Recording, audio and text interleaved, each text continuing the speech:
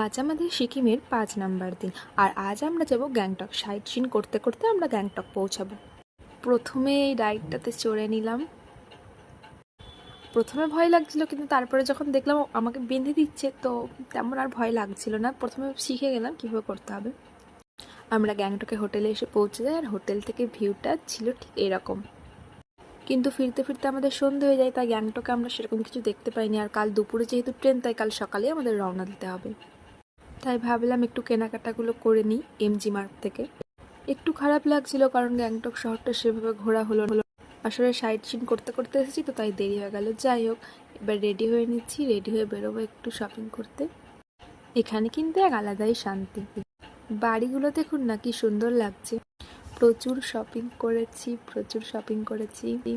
আর আমি এই টুপিটা কিনেছিলাম, খুব ভালো লাগছিল।